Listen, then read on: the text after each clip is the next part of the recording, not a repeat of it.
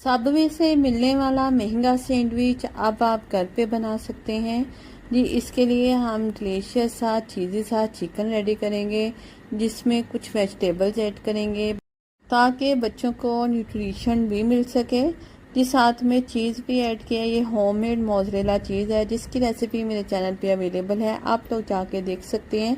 Subway sandwich special sauce ready की है इसके साथ। और जो बर्गर हैं ये मैंने लंबे वाले लिए हैं, आप लोग गोल वाले भी यूज़ कर सकते हैं। इसे हम हल्का सा घी लगा के सेक लेंगे ताकि क्रिस्पी से हो जाएं, और बस इसकी हम असेंबलिंग कर लेंगे।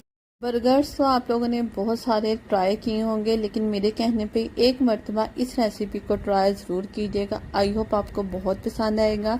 डिटेल से रेसिपी चाहिए तो जल्दी से जाके मेरे यूट्यूब चैनल को सब्सक्राइब कर लें।